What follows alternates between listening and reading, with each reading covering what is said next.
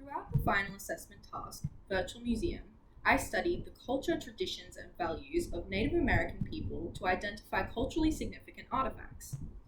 During this assessment task, it was crucial that I identify my own personal positionality as a white identifying person. Colonization and culture are often quite nuanced topics, with white voices historically leading the conversation in cultural identity and colonization. Because of this, it was very important to me that during this task, I amplify the voices of Indigenous people rather than speaking over them. I did this by finding sources that were either written by or in consultation with Native American people. Due to my lack of personal experience with the culture and hardships its people have endured, it was incredibly important that I step out of my own shoes and attempt to view the world in a different cultural lens. In doing so, I hope I was able to give the topic justice. One thing that stood out to me during my research was the abundance of Native American artifacts being sold as collector's items on sites like eBay and Etsy. This speaks to the continued impacts of colonialism, with Native American culture continuing to be stolen, trivialized, and monetized. I unfortunately found it rather difficult to find sources directly written by Native American people. Those that I did find rarely accredited the author, rather using first name pseudonyms.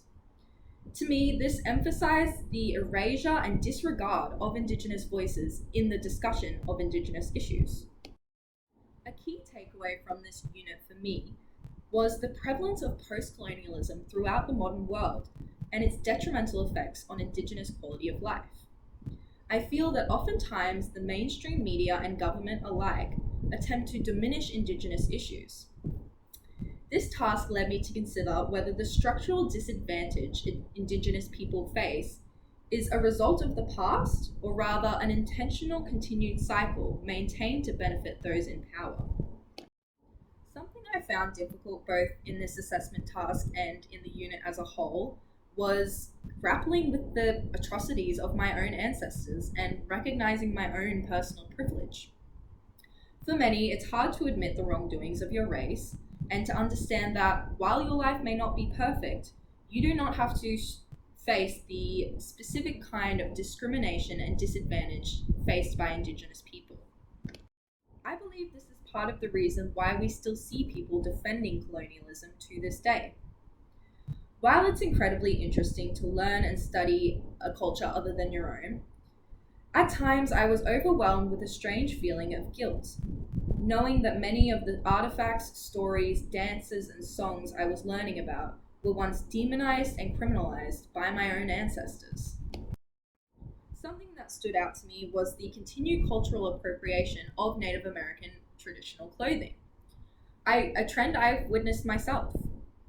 I cannot imagine the pain it must cause to watch a group of people who have historically ostracized and murdered you for your culture then adopt the same culture as a party costume without ever acknowledging the significance or depth of what they have taken.